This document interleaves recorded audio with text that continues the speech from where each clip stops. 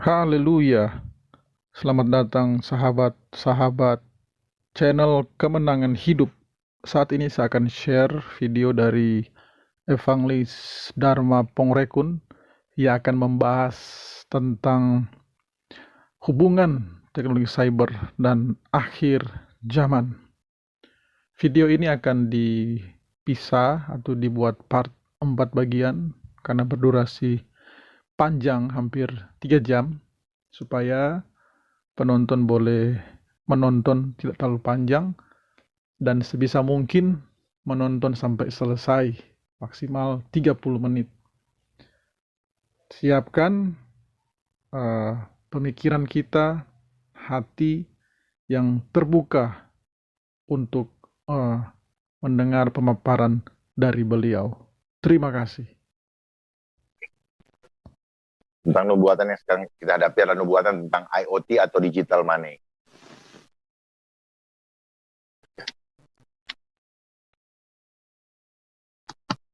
Dan kepadanya, Wahyu 13 ayat 15 sampai 18, dan kepadanya diberikan kuasa untuk memberikan nyawa kepada patung binatang itu atau image of beast, sehingga patung binatang itu berbicara juga dan bertindak begitu rupa sehingga semua orang yang tidak menyembah patung binatang itu dibunuh. Ini yang kita lihat sekarang, orang-orang dikejar supaya menyembah. Memang tidak spesifik seolah-olah ini patung itu, tetapi spirit di balik itu yang tanpa sadar kita menyembah. Spiritnya apa? Ilah zaman ini. Ilah zaman ini apa? Berkaitan dengan mamon. Berkaitan dengan apa yang mau masuk dalam perut. Tanpa sadar, sistem itulah yang disebut dengan patung binatang ini. Sistem itulah yang ada spirit daripada image of beast. Jadi image, we are image of God. Kita image of God. Tetapi kita dipaksa untuk menyembah image of beast tadi. Dan ayat yang ke-16, dan ia menyebabkan sehingga kepada semua orang, kecil atau besar, kaya atau miskin, merdeka atau hamba, diberi tanda pada tangan kanannya atau pada dahinya. Dan tidak seorang pun yang dapat membeli atau menjual selain mereka yang memakai tanda itu, yaitu nama binatang itu, atau mark of the beast, atau binatang bilangan namanya. Yang penting di sini ialah hikmat. Barang siapa bijaksana, baiklah ia menghitung bilangan binatang itu. Karena bilangan itu adalah bilangan seorang manusia yang bilangannya ialah 666. Dari sini kita bisa melihat bahwa apa yang sedang terjadi saat ini adalah penggenapan dari Wahyu 13 ayat 15 sampai dengan 18. Lebih spesifik lagi di ayat 16 sampai dengan 17, di mana sekarang kita melihat bahwa ada sesuatu tanda yang sering dikejar-kejar oleh kita sendiri supaya kita bisa membeli atau menjual. Banyak yang tidak menyadari bahwa apa yang terjadi ini jauh hari sebelumnya saya sudah pernah mengingatkan, tetapi banyak yang membantah, banyak yang mengatakan oh menyesatkan, banyak yang mengatakan oh halusinasi, banyak yang mengatakan bahwa itu cocokmologi. Enggak, ini adalah penggenapan. Dan saya selalu menyampaikan, time will tell. Dan yang selama ini menyampaikan bahwa di dalam benda itu tidak ada roh dan sebagainya, dan ini tidak ada hubungan karena tidak ada chipnya, karena kurang pengetahuan. Banyak yang merasa punya pengetahuan, tetapi tidak memahami hal spirit yang ada di dalamnya. Sehingga banyak di antara kita yang tanpa sadar mengikuti figur dan akhirnya disesatkan. Lalu banyak yang menanyakan kepada kami, lalu bagaimana kalau kami melakukan, menerima itu dan sebagainya? Jawabannya, hanya Tuhan yang tahu. Saya pun hanya menyampaikan apa yang Tuhan berikan. Tidak ada lain. Selama masih sadar, bertobat sungguh-sungguh. Kalau tidak bertobat, karena keadilan itu miliknya Tuhan. Kebenaran itu hanya ada di dalam Kristus. Karena banyak yang sudah disesatkan oleh ilah zaman ini. Ilah zaman ini apa?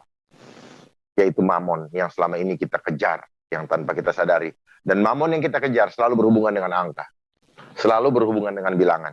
Makanya sejak kecil kita diajar untuk memahami bilangan. 0, 1, 2, 3, 4, 5, sampai dengan 10 dan seterusnya.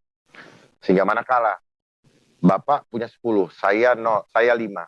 Maka dari sejak kecil kita sudah diajar untuk memisahkan diri. Bahwa 10 adalah kelompok yang berbeda dengan 5. Sama seperti sekarang.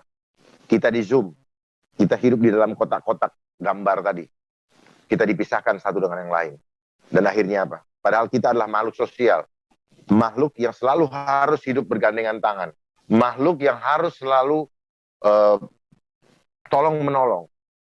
Tidak merasa satu lebih tinggi dan satu lebih rendah.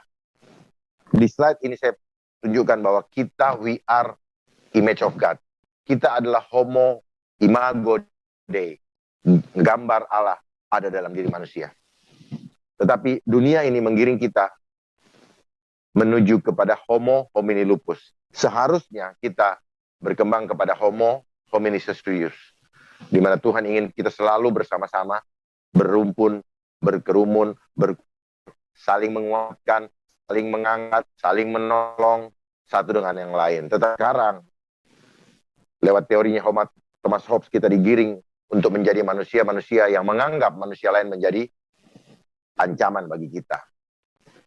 Dan ini sudah dibentuk dari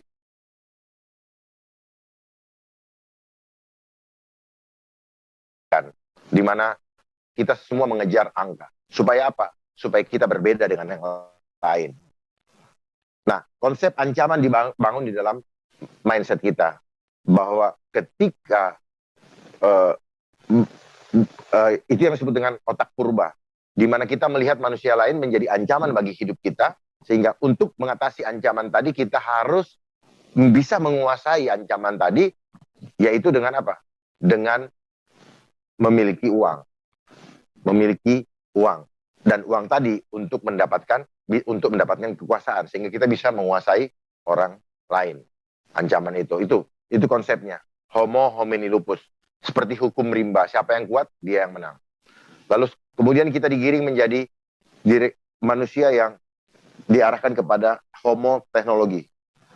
Dan seterusnya, sehingga akhirnya kita sampai menuju kepada manusia serigala. Image of beast. Manusia, tetapi karakternya adalah karakter iblis, karakter serigala. Karakter yang buas, karakter yang tidak punya kasih. Makanya di akhir zaman ini, di akhir zaman, tanda-tanda akhir zaman di mana manusia sudah kehilangan kasih. Kasihnya sudah dingin, mementingkan dirinya sendiri, menjadi hamba uang, dia beribadah tetapi tidak mengakui atau tidak merasakan kekuatan ibadahnya tadi, senang menjelekkan, dan seterusnya bisa dibaca di dalam 2 Timotius. Dan selanjutnya, saya mau tampilkan apa sih, seperti apa kita mau dibentuk sebenarnya. Dan selama ini, apakah ini terjadi begitu saja? Tidak. Ini semua by design.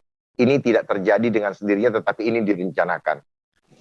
Saya tidak tahu kenapa seperti ini, tapi karena manusia sedang digiring untuk bisa menguasai manusia yang lain. Dan sifat menguasai adalah sifatnya iblis. Sifat menyerang adalah sifatnya iblis. Kita adalah makhluk yang mulia, diciptakan oleh Tuhan Allah yang satu. Dia menciptakan perbedaan untuk menunjukkan kemuliaannya. Dia menciptakan perbedaan untuk menunjukkan dia berkuasa. Tetapi kita digiring untuk bisa memilah-milahkan diri. Dia ganteng, saya jelek. Oh dia kaya, saya miskin. Semua dihitung dengan angka.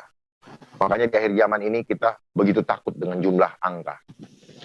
Dan sekarang karena kita mengejarnya angka, ketika angka kita di bank mulai menurun, mulai dihimpit oleh rasa stres.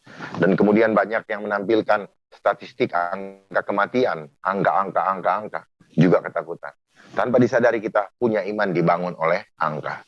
Dan angka ini dibentuk oleh ilmu pengetahuan. Makanya kita saat ini digiring untuk menjauh daripada menyembah Allah. Kita harusnya selalu worship of God. Tetapi mereka mau menggiring kita worship of science. Di mana nanti Tuhan tidak ada lagi, tetapi manusia hidup karena science. Silakan saksikan video berikut ini.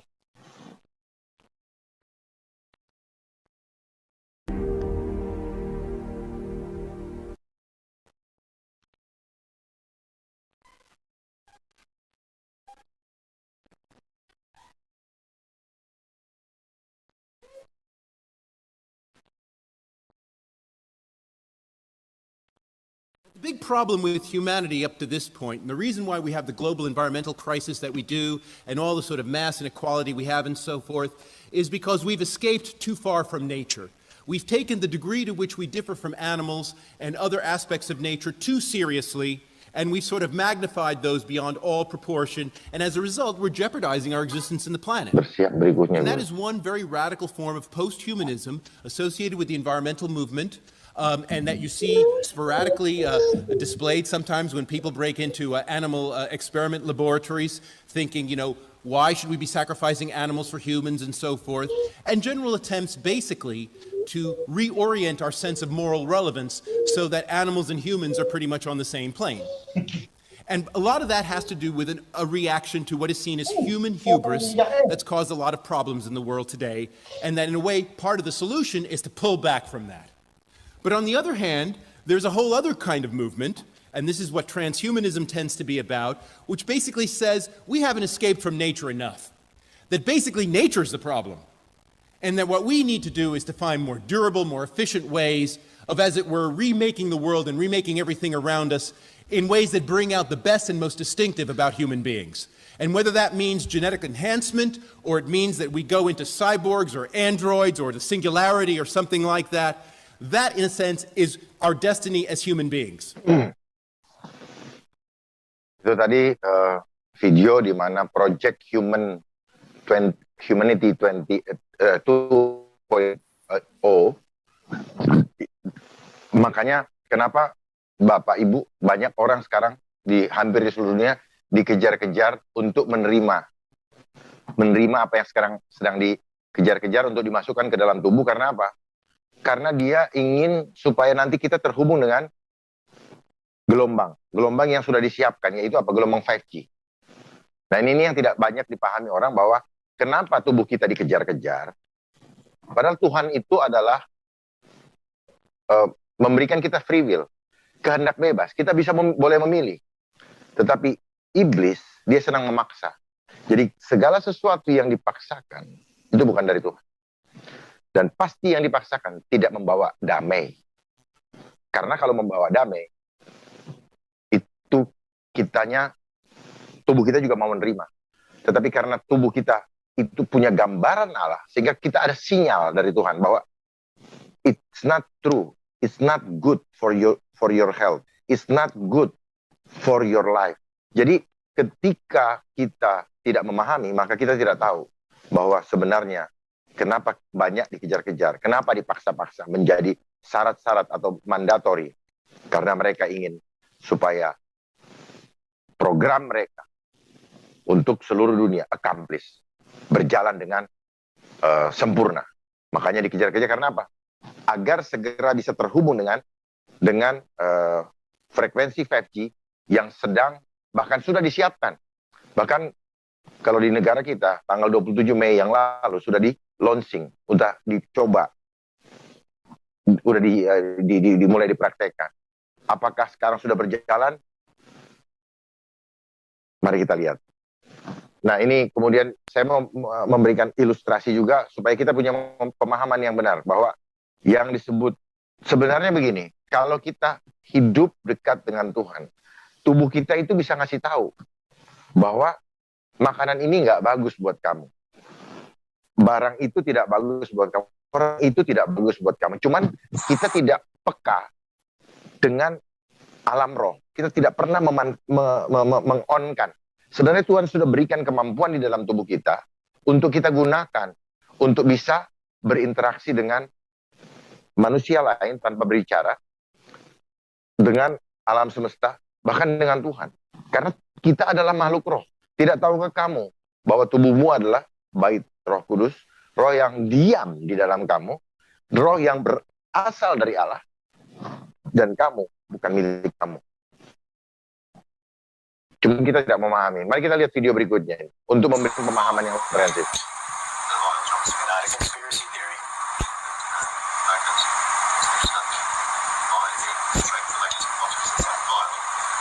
Ini saya tampilkan.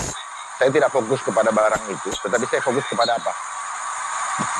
Kata teknologi, segala sesuatu ciptaan manusia. Ya. Ini saya sebut teknologi.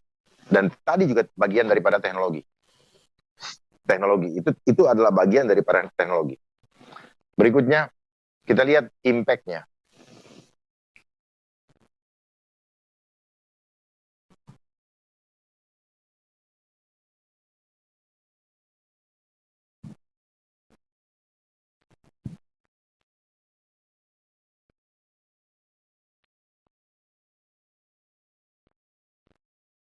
Nggak jalan sih.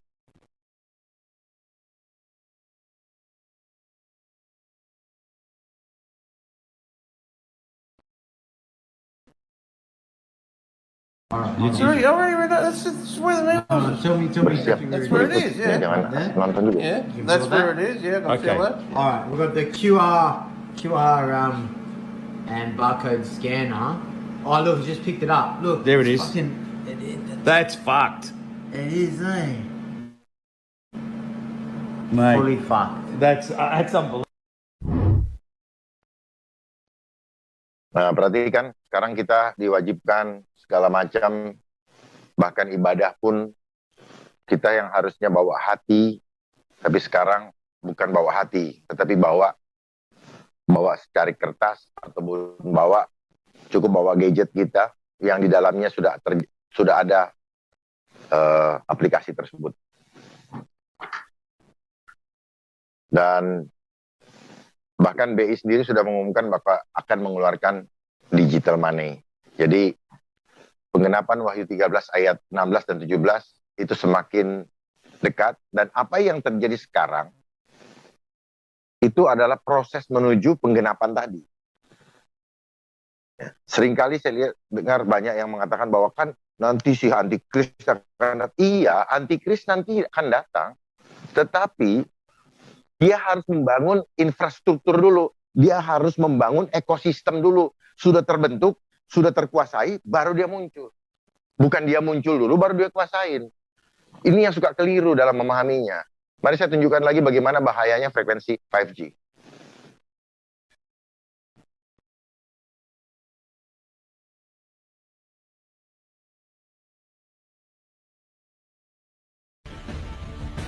At exactly 60 gigahertz, the electrons of an oxygen atom start spinning. As a result, the oxygen you breathe in can no longer be absorbed by your blood cells. In other words, when 5G is set on 60 gigahertz and released, we will literally drop dead within minutes. Darah, habis ini darah.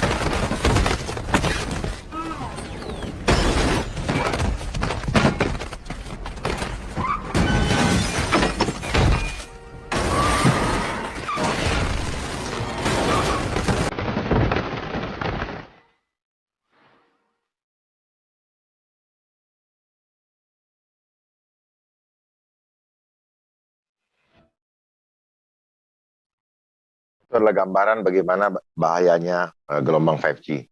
Makanya banyak burung-burung yang ini, dan itu kalau dimaksimalkan. Jadi, dan ini tidak terlihat mata. Ya, tidak terlihat mata, tetapi akan dirasakan. Contoh seperti microwave yang ada di rumah Bapak Ibu sekalian. Memanaskan sesuatu tetapi tidak lihat. Apinya mana, pokoknya tidak bisa terlihat oleh mata. Sama dengan yang tadi. Jadi segala sesuatu yang tidak bisa terlihat oleh mata, ini yang mereka sedang mainkan sekarang. Kita tertipu oleh apa? Oleh promosinya. Bayangkan gadget ini kita beli karena promosinya, bukan karena kita kita beli, kita nggak sadar bahwa ini adalah untuk mengontrol diri kita, tapi kita bawa kemana-mana. Hebat ya, nggak pernah bisa lepas dari tangan kita, dan kita dibelenggu oleh sistem yang menggiring kita untuk tidak bisa melepaskan ini. Karena apa? Awalnya enak, tetapi dengan handphone ini, dengan gadget ini kita dibuat stres. Kalau dulu kita bisa bertemu dengan orang maksimal 5 hari, 5 orang, sekarang ratusan di media sosial, ratusan orang kita temui di gadget ini untuk bisa berkomunikasi. Dan semuanya dengan karakternya. Bahkan seringkali membuat kita stres karena semua menuntut perhatian yang sama.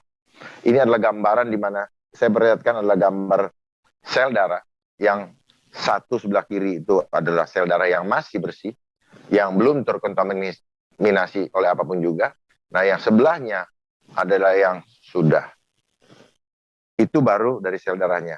Tetapi, jadi seperti sekali dayung 2-3 pulau terlampaui. Darahnya rusak, otomatis karakter kita rusak. Karena ini, darah ini akan berhubungan dengan perilaku kita. Karakter kita sangat ditentukan oleh darah. Darah yang rusak tentunya selnya rusak. Kemudian reseptor akan rusak penerimanya untuk menerima gelombang. Nah, ini nanti ada kaitannya dengan kenapa kita dikejar-kejar dengan gelombang teknologi ini. Kalau ada yang membantah, nggak usah ditentang, biar saja. Waktu akan menjawab. Pasti terjadi, pasti. Saya kasih gambaran ya bahwa sebenarnya apa yang terjadi saat ini sudah direncanakan dari jauh-jauh hari. Mereka, seperti kita lihat di layar ini, saya tidak perlu jelaskan terlalu lama.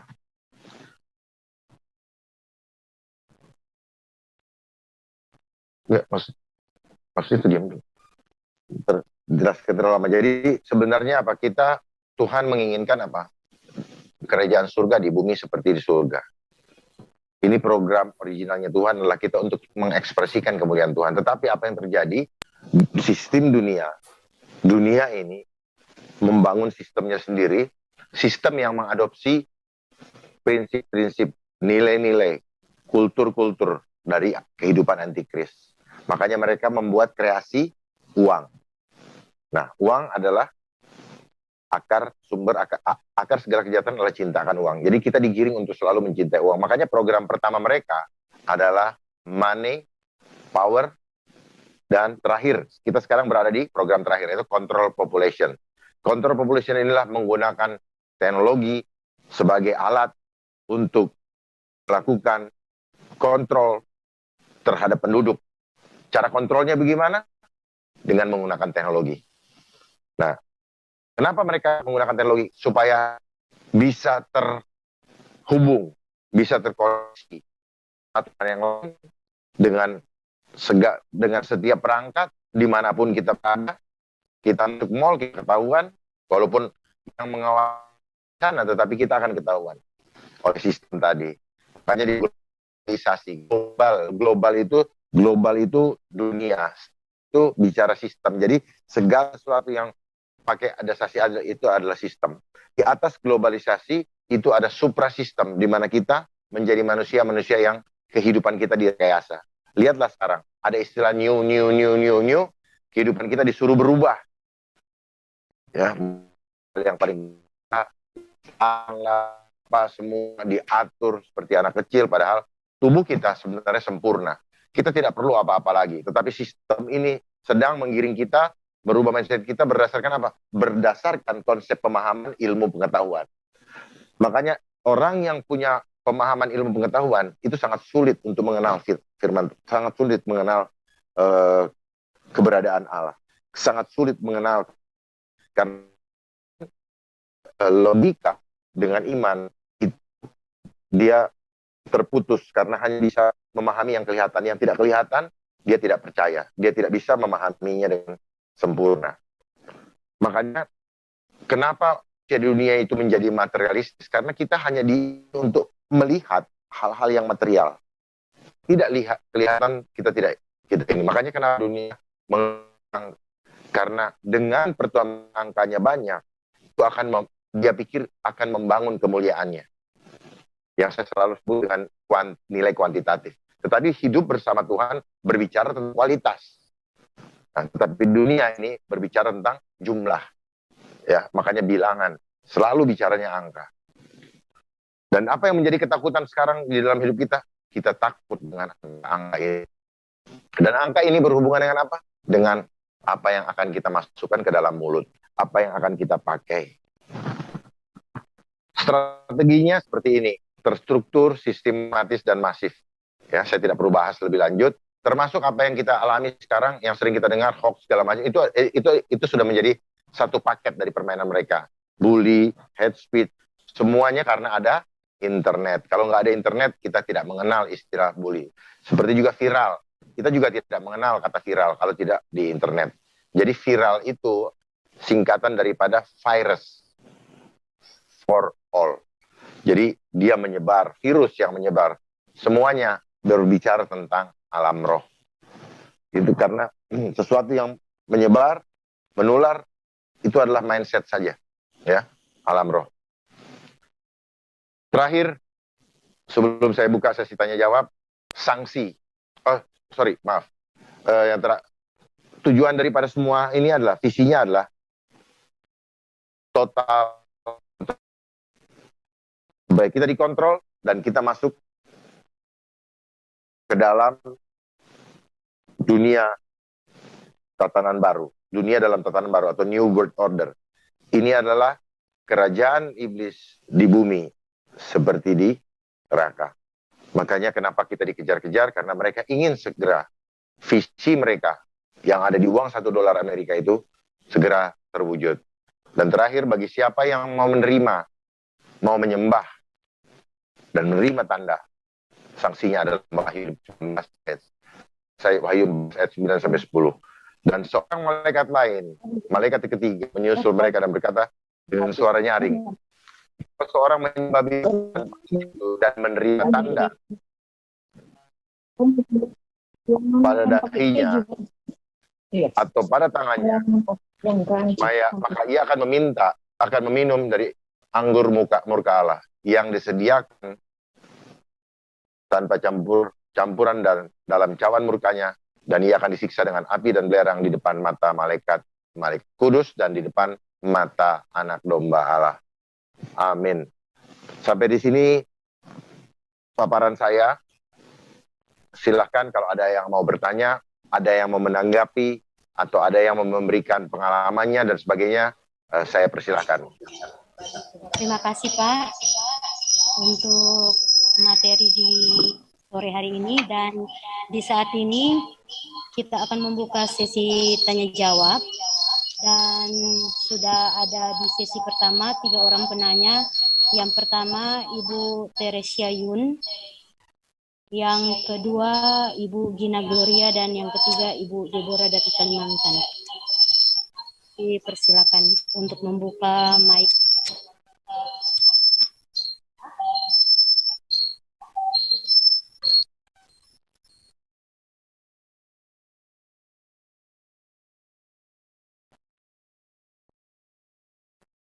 Silakan.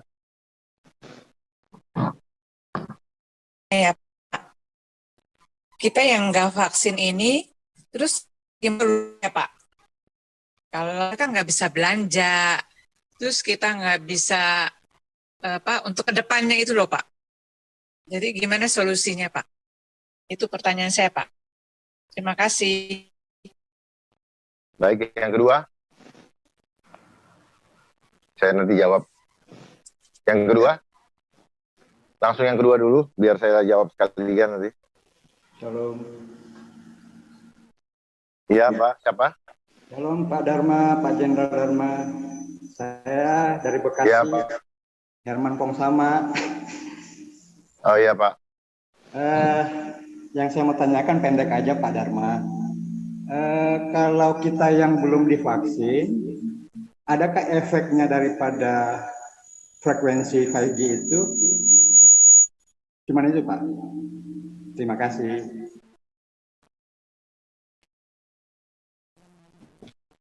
Yang ketiga Ibu Deborah. Oke, shalom Pak Dharma. Ya Bu. Ya, saya mau tanya, tadi Bapak jelaskan bahwa Tuhan itu kan kasih free will buat setiap umat ciptaannya. Tentu. Lalu bagaimana dengan pemerintahan kita di Indonesia yang memaksa setiap warganya untuk menerima benda itu dan ulangi Bu Deborah. Jadi gini, kan tadi Bapak Dharma bilang bahwa Tuhan kasih free will buat semua ciptaannya. Lalu bagaimana dengan pemerintahan kita, pemerintahan Indonesia yang memaksa kita untuk menerima benda itu dan tidak lagi mengedepankan free will itu, Pak? Oke, itu aja, Pak. Terima kasih. Baik, saya jawab sekaligus. Tuhan memberikan kita free will ya, saya gabung aja. Tuhan memberikan kita free will, kita sudah diberikan hikmat sama Tuhan. Lewat apa? Lewat pengetahuan akan firman Tuhan. Hikmat itu timbul karena iman timbul karena pendengaran firman Tuhan. Nah, permulaan hikmat adalah takut akan Tuhan. Nah, sekarang pertanyaannya, apa yang Ibu Deborah tanyakan tadi, takut akan Tuhan atau takut akan perut? Itu yang pertama. Ya. Jadi memang dosa pertama